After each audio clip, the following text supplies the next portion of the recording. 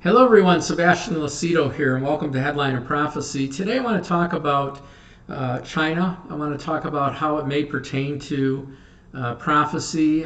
Some of prophecy, the countries are laid out very clearly, such as Iran, Persia, Iran, Gomer land. And so we know those countries. We know what they're going to do.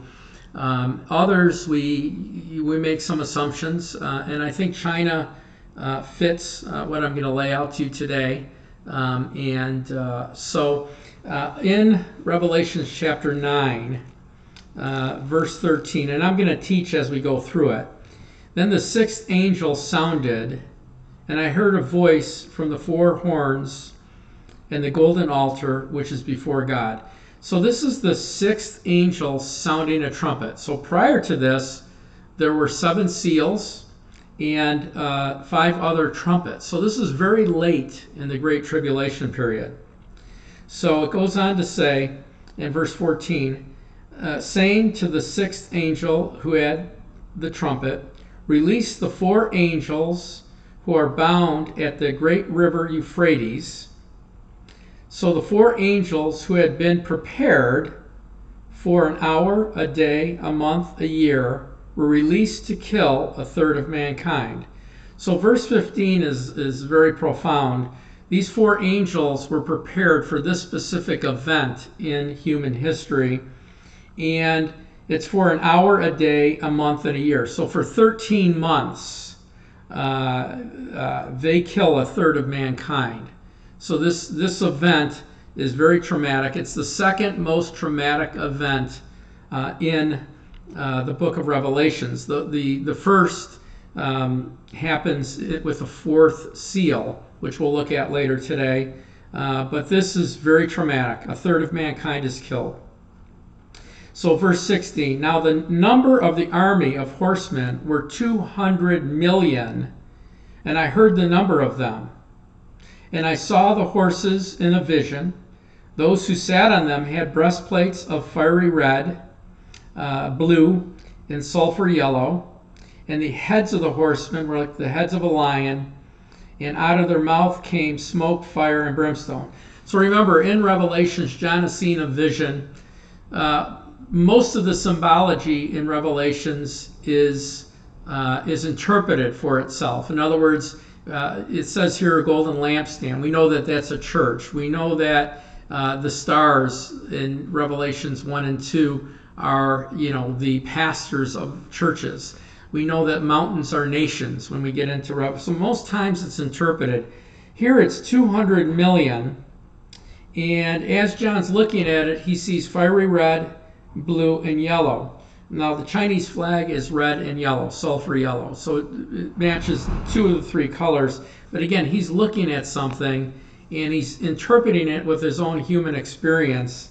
And so he sees them, and he sees that fire comes out of their mouth and smoke and brimstone. So he sees that as he's looking at this vast army of 200 million moving, he sees that there's smoke and fire and brimstone coming from them. So we need further interpretation to really figure out what it is. It says, and by these 3 plagues. Now this is tying it down that it's not just a war, a nuclear war or nuclear event, but by these 3 plagues, a third of mankind is killed. By the fire and the smoke and the brimstone which came from their mouths. For their power is in their mouth and in their tail. For their tails are like a serpent, and the head with them they do harm. But the rest of mankind who were not killed by these plagues did not repent of the work of their hands, that they should not worship demons, idols, gold, silver, brass, stone, wood, which can neither hear or walk. And they did not repent for their murder, sorceries, and sexual immorality, or their theft. So that ends the chapter. And so there's a lot going on here. So basically, there's facts. We know that a third of mankind is killed. We know that Jesus releases the 6th trumpet. We know that it's at the very end of Great Tribulation. It's probably 13 months or so, give or take, before the Lord returns. We know that its appearance, its flag, its banner is red, blue, and sulfur yellow. And we know it's a vast army. Now, some interpret this as a 200-man sitting army, 200 million man sitting army. That very well could be. It very well could be. China and India are the only two countries in the world that could suit up a 200 million man army, and China could do it very easily. In fact, China's military is about 5 million, but all of their internal security is military, and that's about 60 million. But they can easily get to this place. As you know, China is becoming more militaristic today. They have began to actually make threats toward Taiwan. They are the biggest navy in the world now. They're going to eclipse us in just about every area. They're very disciplined. They have lots and lots of cash flow. And they have in their mindset, in their doctrine, in their ideology, is to take over the world. I mean, they always have. Communism has always thought that. They have played nice with the world, and the world has helped them become a major economy, and they have helped the world with cheap goods. However, when you look at where we're at today, even in our nation, China is probably our greatest adversary. And so, you know, whether it's a 200 million man army or it's some sort of demonic plagues that are sent out. There's one thing we've learned from the current situation that we're in with this pandemic is that a virus can be weaponized and pretty much touch the entire world. So if you weaponize a virus and you already have the vaccination for your people, it becomes a very lethal, aggressive, it can be a lethal, aggressive attack in the world. I mean, when you look at what's going on now, one person contracted what we've all locked down and hidden in vaccinations and all the things we're going through. So plague is a virus, and virus can be weaponized. And so when you look at Matthew chapter 24, when Jesus is asked the three questions, he said there'll be wars and rumors of wars. See that you be not troubled. Many nations will rise against nation, kingdom against kingdom. There'll be famine, that's the lack of food and water. Pestilence, that's plague, right? That's a virus, and earthquakes. And so it ties in there. It also ties in to the. Let me read the fourth seal in Revelation chapter 6. The fourth seal. So verse 7. So he opened the fourth seal. That's Jesus opened it, the Lamb. And I heard a voice of the fourth living creature say, "Come and see." The fourth living creature is the seraphim angel around the throne of God. So I looked, and behold, a pale horse, and the name of him who sat on it was Death, and Hades followed with him. And the power was given to them over the fourth of the earth, a quarter of the earth, to kill with the sword. That's with war, right? Hunger, that's famine. Death, that's pestilence, and then beast of the field. And so 25% of the earth is killed there through war, which you could see if there's a nuclear event or several nuclear events. It'll cause famine because of the ecosystem, and then you'll see pestilence come and disease come. And so when you look at, and beast of the field could mean the bubonic plague in Europe was from a rat. But we do see when there's famine, wild animals will come into the street, and they'll, carnivorous animals will actually come into city populated areas because they need to eat.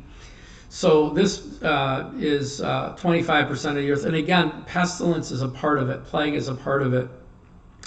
So I do believe that China has its place in Bible prophecy.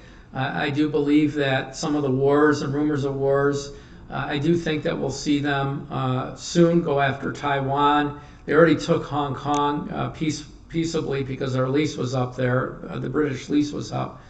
And so I do think that they're militarizing world domination. They want to become the world reserve currency. For that to happen, we have to go down and they have to emerge. And so from a prophecy standpoint, look for them to continue to militarize, look for them to make alliances. They've already signed an alliance with Russia, Iran, and about 10 other nations called the Shanghai Accords, which is a type of our NATO, where they come to each other's rescue, both on offense and defense. And you notice Russia is a part of that, Iran is a part of that. These are enemies, or can be enemies, of the U.S. and Israel, which again plays into Bible prophecy. So that's headline in news today. Please share this with family and friends. Also, if you're not a member of our website, we teach 3 days a week. I'm teaching the book of Revelation right now in our Line Upon Line series, which is posted every Thursday. And we're teaching the book of Revelations. We're in chapter 2. We just covered verses 1 to 7 last week. So this week we'll pick up verse 8 and on. And we send notes out to that to our members. It's free. And then I teach a general Bible study every Tuesday evening at 7 p.m. Eastern Time. It's live, but it's recorded. You can see it on our website or on social media, usually that night or the next day. Again, the notes are on our website to members. And then Saturday morning, we teach eschatology or end time Bible study. That's at 10 a.m. Eastern Time. And again, we send notes out for that to our members. And then I have a blog, which is uncensored, which is emailed to our members every Friday afternoon. And so, you'll get 4 emails from us a week. They're all notes or a blog, but you have to become a member so we know who you are and we know where we're sending it. And then naturally, we're asking for partners, those to partner with us monthly, give us a few bucks a month to help us grow and continue the ministry. Anyway, God bless you, and I will see you next Monday with Headline and Prophecy. Thank you.